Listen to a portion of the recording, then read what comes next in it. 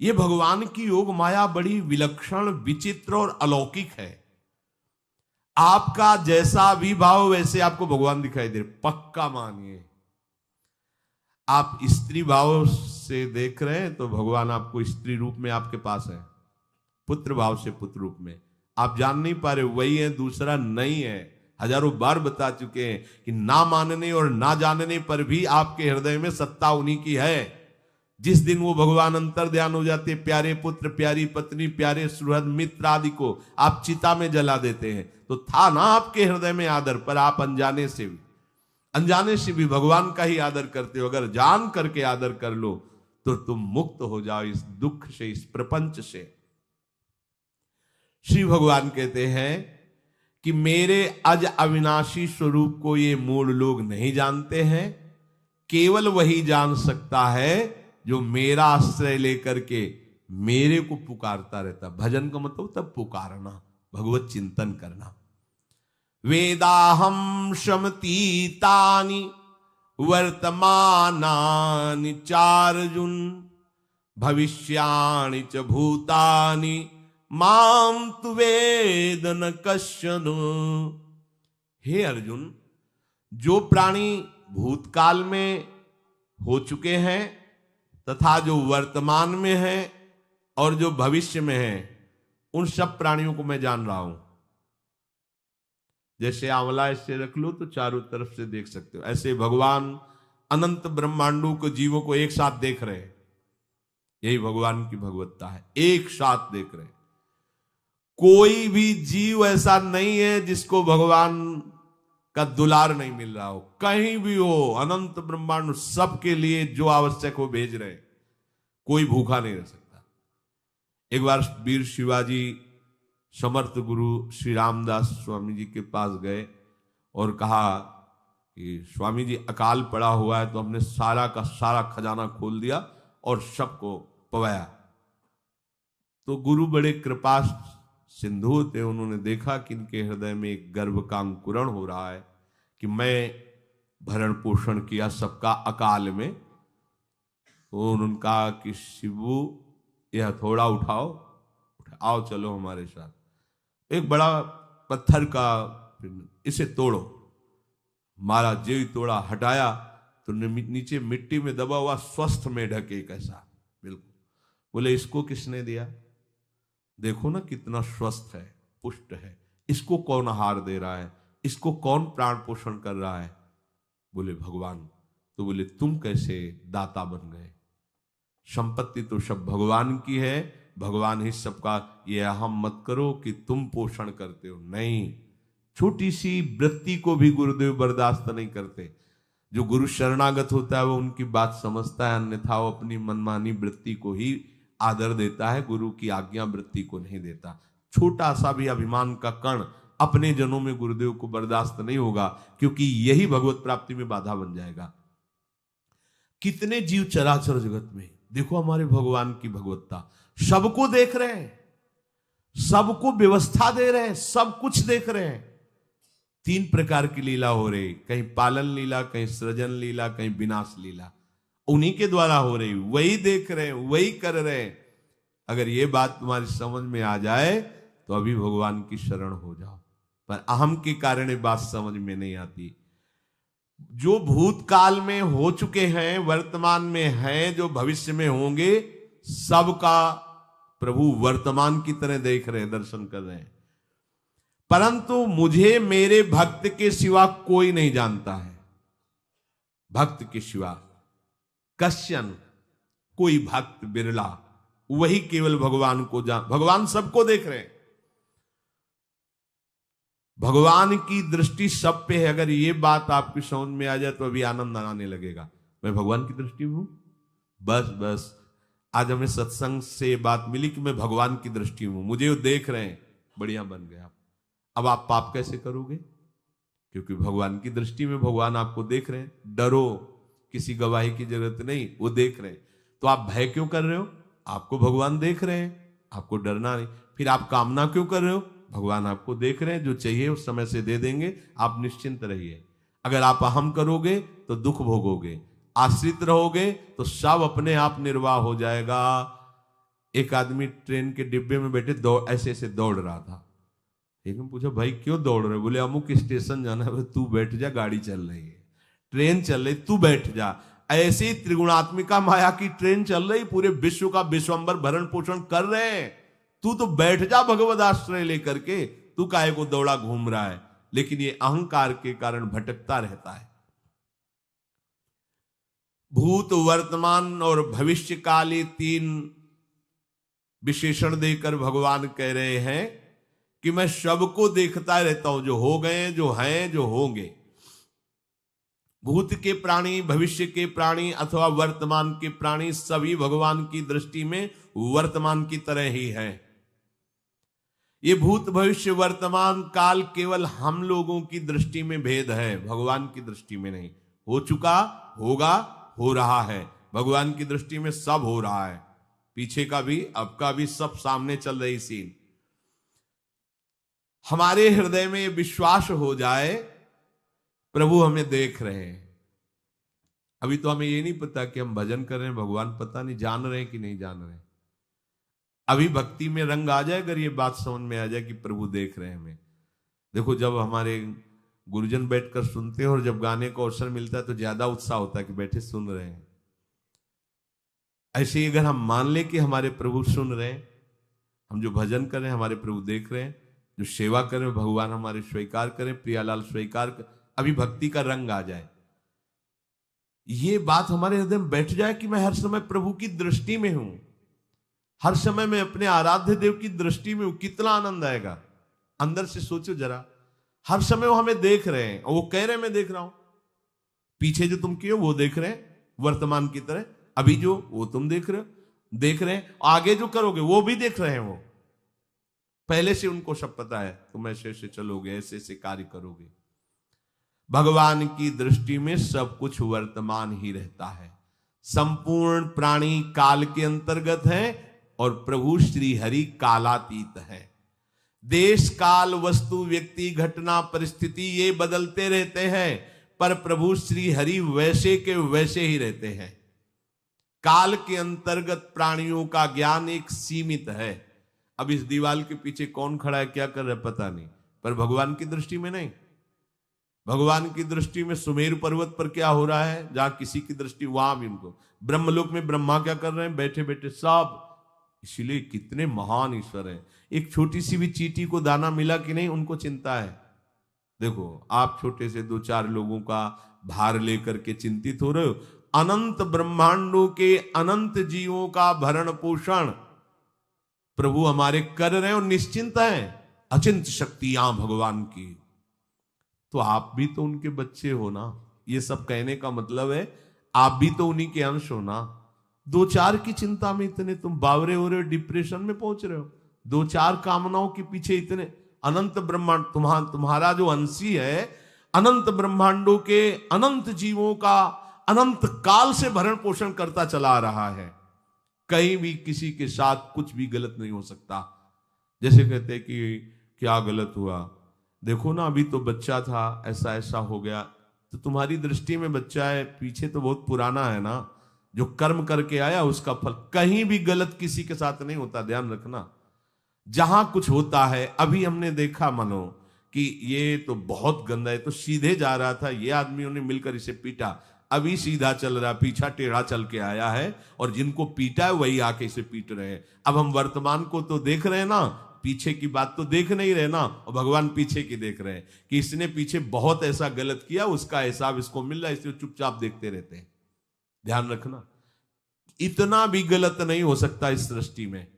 वो कैसे गलत नहीं हो रहा, अभी तो नवयुवक था, उसने कुछ ऐसा किया ही नहीं, अभी तो नई अवस्था थी, अभी तुम्हें दिखाई दे रहा है 15 वर्ष का है, लेकिन भगवान देख रहे हैं मेरा पुरातन अंश है, किस जन्म से क्या क्या करते चला रहा है। ये ज्ञान हो जाएगा तो किसी भी बात में आपको दुख नहीं पहुंचेगा, विक्षेप नहीं पहुंचेगा। नहीं, बड़े बड़े विक्षिप्त हो जाते हैं। एक गौतमी नाम की महान तपस्विनी थी, महाभारत में कथा आती है, उसका एक ही पुत्र था और उसको सांप ने काट लिया। तो वहां की कुल भील उठा के लाए और कहा है देवी मां, ये देखो सांप ने तुम्हारे बेटे को काट लिया। तो उनका इतनी सामर्थ्य सांप की कैसे हो गई कि मेरे बेटे को काट लिया और मेरे से भय नहीं माना। आकर्षण वृत्ति जीव ही की सांप सामने आ गया, तूने क्यों काटा, मैं तुम्हें भस्म कर दूंगी। तो आपने कहा पहले हमारी प्रार्थना सुन लो। मेरे सर पर मृत्यु ने आकर के अपना शासन जमा लिया और कटवा दिया, मेरा कोई दोष नहीं। मृत्यु का आकर्षण किया, महान तपस्विनी भगवान व्यास देव जी ने ये लीला कथा गाई है। मृत्यु का आकर्षण किया, साक्षात मृत्यु सामने आ गई, थर थर कांपने लगी। गौतमी जी ने कहा मैं अपने तपस्या के बल से तुम्हें भस्म कर दूंगी। हमारे ऐसे निष्पाप बालक को तुमने सांप के द्वारा प्रेरित करके कटवाया। बोले मेरे ऊपर काल का शासन है, काल ने मुझे प्रेरित किया, मैंने सांप को प्रेरित किया, मेरा कोई दोष नहीं, ये काल का शासन। काल का आवाहन किया, काल उपस्थित हुआ। काल ने कहा कि मेरा इसमें कोई दोष नहीं, इस बालक के पूर्व जन्म के कर्म के द्वारा मैं प्रेरित हूं। इस बालक के कर्म से प्रेरित होकर मैंने मृत्यु को प्रेरणा की, मृत्यु ने सांप को प्रेरणा की और इसने डस लिया। अब आप बताओ किसका दोष है? शांत हो गई, क्योंकि इस बालक के ही तो कौन काहू के सुख दुख कर दाता, निज कृत कर्म भोग सुन भ्राता। कोई किसी के सुख दुख का हेतु नहीं है, अपने कर्म ही है जो हमको दुख सुख देते हैं। और ये भगवान देख रहे हैं। कोई जैसे आपको अभी मनुष्य शरीर मिला, स्वतंत्रता है, अब आप जो पापाचरण चाहो छूट है कर सकते हो, या जो पुण्य कर्म चाहो कर सकते, या भजन करना चाहो कर सकते हो। ये स्वतंत्रता केवल मनुष्य शरीर को दी गई है। आपको जो पूर्व भोग मिल रहे हैं वो आपके पीछे के कर्मों के हैं। तो जो ज्ञानी जन होते हैं, विवेकी जन होते हैं, आए हुए प्रारब्ध को भोग लेते हैं, नया कोई पाप नहीं करते, निरंतर भजन करते रहते, भगवान की कृपा से मुक्त हो जाते।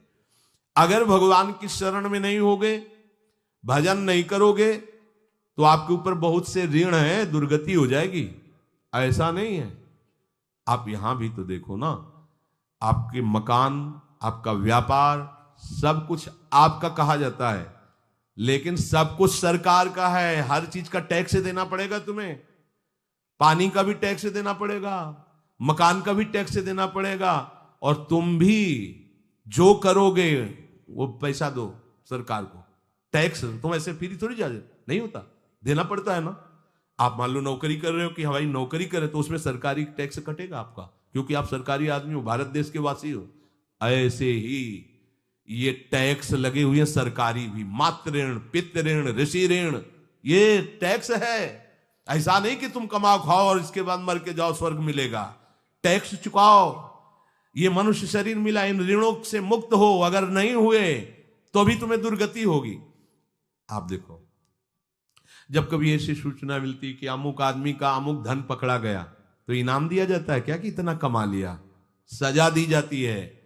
तुमने टैक्स की चोरी की, अगर चोरी नहीं की, मेहनत से कमाया या व्यापार से कमाया, दिया नहीं सरकार को, हाँ दिया नहीं, इसीलिए तुम्हें टैक्स की चोरी का दंड मिलेगा, सारा धन अपहृत हो जाएगा, तुम्हारी निंदा होगी, तुम्हें सजा मिलेगी।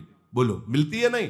ऐसे ही ये लड़का, बच्चा, पत्नी, पुत्र, परिवार जो भी है, ये सब श्री भगवान का तुम्हें टैक्स देना है। क्या टैक्स देना है? भगवान की शरण होकर उनका सुमिरन करो, सारे ऋणों से वो मुक्त कर देंगे। एकादशी स्कंद में कहा है, मेरा भजन करने वाले का कोई ऋण नहीं रह जाता। और नहीं तो महाभारत में ही प्रसंग आता है, एक जरत्कारु नाम के ब्रह्म ऋषि थे। ऋषि और भक्त में बड़ा अंतर होता है। वो तपस्या प्रधान, जैसे दुर्वासा ऋषि तपस्या प्रधान थे, वो बाल ब्रह्मचारी और तपस्या से युक्त एक दिन भ्रमण कर रहे थे, तो आवाज आई, मेरी रक्षा करो, मेरी रक्षा करो।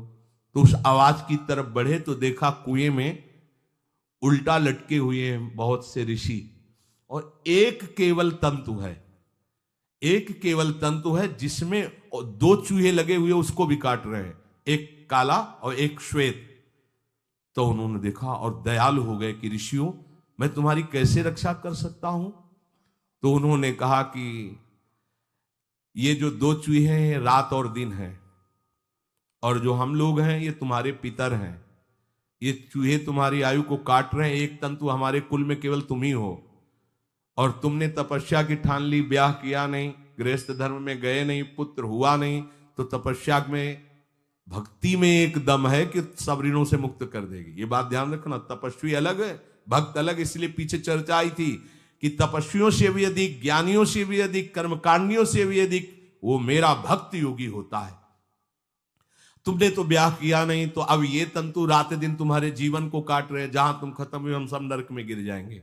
पितरों ने कहा तुम पितर ऋण से युक्त हो, मुक्त तभी होगे जब ऐसा करो। वो दृश्य खत्म, अंतर ध्यान हो गया। और वो बड़े दुखी हुए कि क्या करें। तो उन्होंने मन में निश्चय किया कि ब्याह तो करूंगा पितरों के उद्धार के लिए। इतने बड़े तपस्वी हैं जरत्कारु जी, बड़ी महिमा है, लेकिन बात यहां फंस गई, पितृ। उन्होंने मन में निश्चय किया कि कोई आके अपनी कन्या दे दे और उसका भी नाम जरत्कारु हो। मैं बिल्कुल भरण पोषण नहीं करूंगा और कभी हमसे कोई प्रश्न ना करे। ऐसी अगर कोई कन्या देगा तो मैं स्वीकार कर लूंगा। अब ऐसे ना नगर जाना है ना किसी से बात करनी, तो वृक्षों से कहते अपने पितरों के उद्धार के लिए मैं चाहता हूं कि कोई पाणी ग्रहण संस्कार करा दे, कोई हमारे नाम की कन्या को दे दे, और ऐसा ऐसा व्रत है। ऐसा ही बोल रहे थे कि वासुकी नाग उपस्थित हो गए और उनकी बहन का भी नाम जरत्कारु था। उन्होंने कहा सुनिए महाराज, मैं नागराज वासुकी हूं, सब देव रूप में, कोई ऐसे नहीं सांप वैसे बने, देव रूप, सुंदर कन्या जरत्कारु। बोले ये कन्या मैं आपको समर्पित करता हूं, हमारा सौभाग्य होगा आप जैसा महर्षि हमारी बहन का पति बने। इसका भी नाम जरत्कारु है, और आपकी जो इच्छा है कि मैं भरण पोषण नहीं करूंगा तो मेरे पास संपूर्ण वैभव है, आप भी पधारिए, मैं आपका भी भरण पोषण करूंगा, अपनी बहन का भी। तीसरी बात, मेरी बहन इतनी शास्त्र सम्मत आराधना से युक्त है कि वो कभी आपसे प्रश्न ही नहीं करेगी, तो उनका स्वीकार है। प्रसन्न हुए, चले गए। काफी समय तक उनके महल में रहे। एक दिन जरत्कारु अपनी जरत्कारु पत्नी की गोद में सर रख कर ऐसे लेटे हुए थे, सो गए। और शास्त्रज्ञ थी, संध्या का काल था। संध्या काल में निषेध है मैथुन करना, भोजन करना और स्वाध्याय करना। ये सब संध्या काल में बस भगवत स्मरण प्राण लोकवत।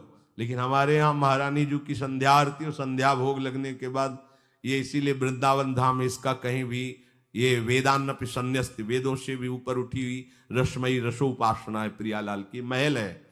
ये जगत सिद्धांत नहीं है, ये जगदीश का भी सिद्धांत नहीं है, ये प्रेम सिद्धांत है। वृंदावन नित्य विहार रस है, इसलिए इसको बीच में बता देते हैं कहेंगे दूसरे को तो, और यहाँ शाम के तो भोग ही लगता है, गान बजान होता है, बकाया सिद्धांत है।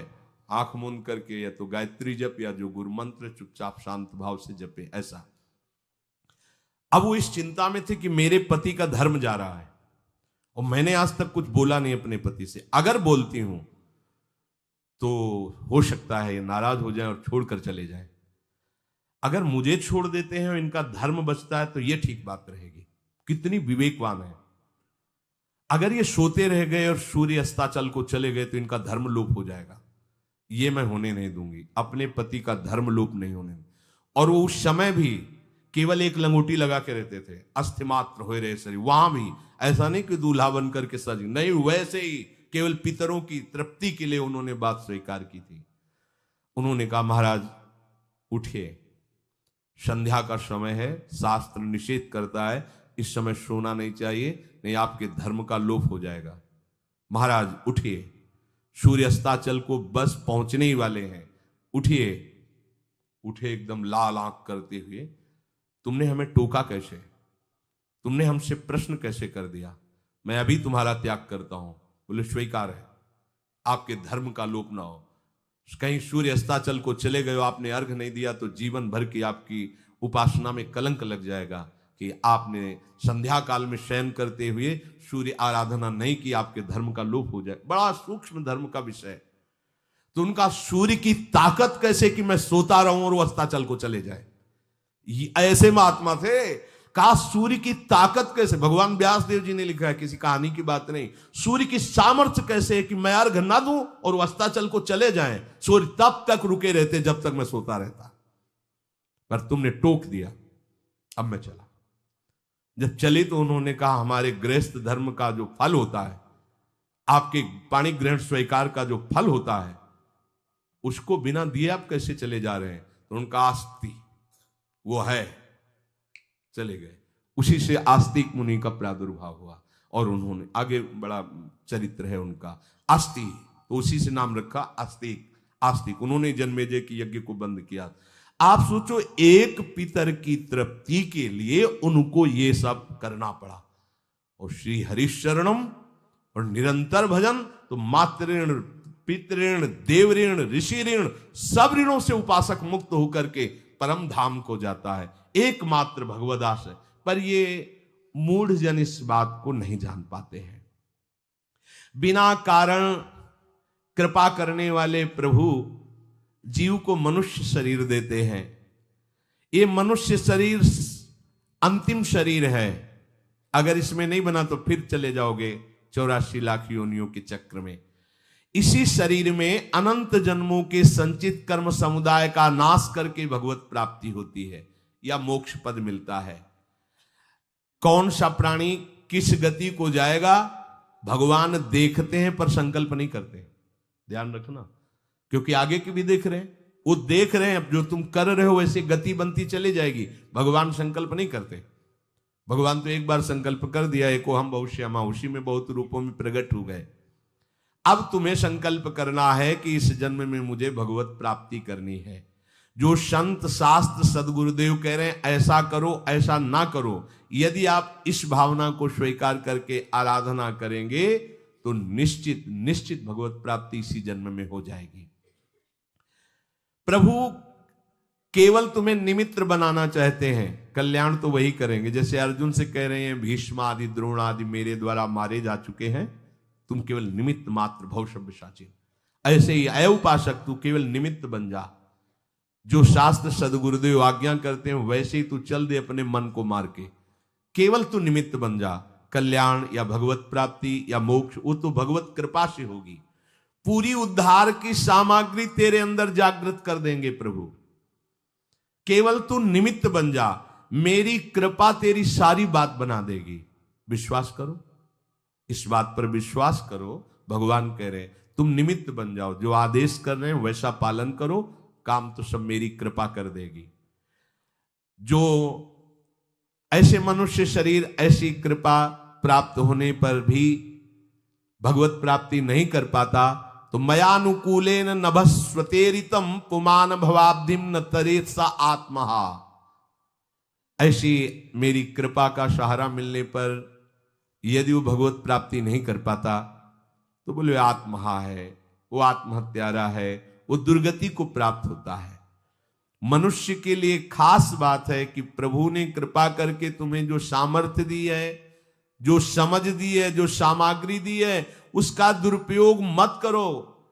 केवल भगवत प्राप्ति के लिए चलो, केवल भगवत प्राप्ति के लिए। ये सबकी समझ में नहीं आएगा, बिल्कुल बात समझ ले। केवल भगवत प्राप्ति, ये जो कहते हैं कि और हमारे धर्म कर, ये सब फसाव है।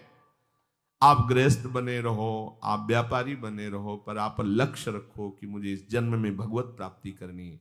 आपका लक्ष्य दृढ़ होगा तो नाम जप चलता रहेगा, संसार का कोई विकार आपको परास्त नहीं करेगा। अगर आपने ऐसा अटल निश्चय कर लिया तो तुम्हें जो भगवत सामर्थ्य मिली उसका तुम दुरुपयोग नहीं करोगे।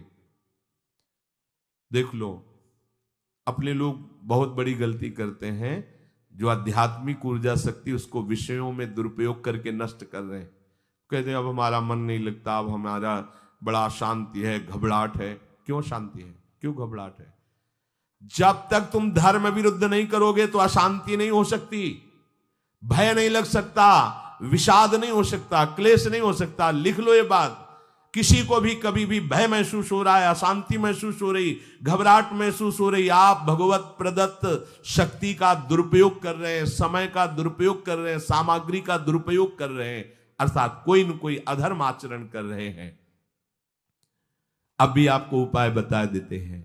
यदि तुम्हारा मन जलन पैदा कर रहा है तो भगवान से हाथ जोड़कर कहो कि हे नाथ, मेरे से अब तक जो गलतियां हुई हैं उन्हें क्षमा कर दो।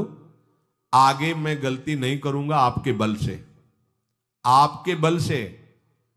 ये भी ध्यान रखो, आपके बल से, अपने बल से नहीं, आपके बल से। हे नाथ ऐसा मुझे बल दो जिससे कभी मैं आपके और गुरुदेव के विपरीत न चलूं। अगर कोई हमसे गलती हो जाए तो मुझे तत्काल दंड दे देना, क्षमा मत करना। आगे ये बहुत बढ़िया बात है। अगर हमको क्षमा कर दिया जाएगा तो हमारे मन को उत्साह बढ़ जाएगा फिर गलती करने का। अगर दंड दे दिया जाए तो मन डर जाएगा। इसीलिए प्रार्थना में ये भी कहना चाहिए, पर हिम्मत नहीं पड़ेगी, क्योंकि मन को बहुत दुलार करते हैं ना, कि प्रभु मेरे से जो गलती उसे मुझे दंड दे दो, मैं क्षमा नहीं चाहता। क्योंकि हम देखते हैं जब हम क्षमा कर देते हैं तो उसका उत्साह बढ़ जाता है मन का और गलत करने का। प्रभु इसे क्षमा मत करो, इसे दंड दो। एक बार इसकी भरपूर बेइज्जती होनी चाहिए। जब इसको सब देखेंगे हाँ ये, तो अपने आप ही मन सही रास्ते में आ जाएगा। प्रभु आप क्षमा कर देते और बात गुप्त रहती है तो इसको बढ़ावा और मिल जाता है और पापाचरण कर, क्योंकि ये दुष्ट है ना। अगर साधु हो तो बचत हो जाए कि देखो प्रभु ने इस गलती को छुपा दिया और कोई जाना भी नहीं और क्षमा भी कर दिया, अब मैं आगे से बिल्कुल नहीं करूंगा। ये दुष्ट है ना, ये ऐसा नहीं करता। क्षमा हो गई तो उसको लगता है आगे भी क्षमा हो जाएगी, चुपचाप चलो मनोरंजन करते हैं। नहीं प्रभु मुझे दंड दीजिए, जैसे कुंती जी कहती है मुझे विपत्ति दीजिए। ऐसे उत्तम भक्त वही है। हे नाथ आज तक जो गलतियां हुई क्षमा कीजिए, आगे गलतियां नहीं होंगी, ये मैं आपके बल से कह रहा हूं। प्रभु यदि मेरे से चूक हो जाए तो आप क्षमा मत करना, मुझे दंड देना, जिससे मेरा सुधार हो जाए, मैं आपके अनुकूल चलने लगूं। मनुष्य की असमर्थ दो तरह से होती है। एक असमर्थ कि वो कर ही नहीं सकता, जैसे किसी से कहा जाए कि तुम ये मकान उठा करके वहां रख दो, तो कर ही नहीं सकता। ऐसी सामर्थ्य जो आप में करने के लिए भगवान कभी आदेश ही नहीं देंगे, ध्यान रखना। एक बात ध्यान दीजिए, कोई भी ऐसी भगवद आज्ञा या गुरु आज्ञा नहीं होती जो आप नहीं कर सकते। आप जो कर सकते हैं वही आज्ञा होती है। दूसरी असमर्थ ये होती है कि करना चाहता हूं, समय भी है, पर पता नहीं कोई अंदर से करने नहीं देता। भजन करना चाहता हूं, ब्रह्मचर्य से रहना चाहता हूं, और अनुकूल कृपा भी है, सत्संग मिल रहा है, धाम वास सब, पर कोई हमारे ऊपर सवार हो जाता है और हमसे ऐसा करवा लेता है। यह है प्रमाद, यह है मूढ़ता। यह साधक को नष्ट कर देती है। दो प्रकार की असमर्थता की बात हुई। एक ये कि भाई हम असमर्थ हैं, कहा गया कि इस मकान को वहां उठा के रख दो, नहीं रख सकते, तो ऐसा आदेश ही भगवान और गुरुदेव का होता नहीं होगा। और अगर आदेश हो गया है तो आप उठा के देख लेना, आप उठा लोगे। अगर आपको यह ध्यान रहा कि गुरुदेव की आज्ञा है, हरि की आज्ञा है, हो जाएगा। हम कई बार आपको कहा है, अंगद को ऐसे मसल दें, ऐसे वीर थे रावण की सभा में, पर राम प्रताप सुमिरपन रोपा। इस सभा में कोई बड़ा वीर हो, मेरा पैर उठा दे, राम जी सीता जी हार जाएंगे, वापस चले जाएंगे। ये बात थर्रा देने वाली बात है। घबरा आराध्य देव और माता जानकी दोनों को दांव में लगा दिया, उठा दे कोई पैर, पर उनको भरोसा था कि मैं राम के बल पे कह रहा हूं।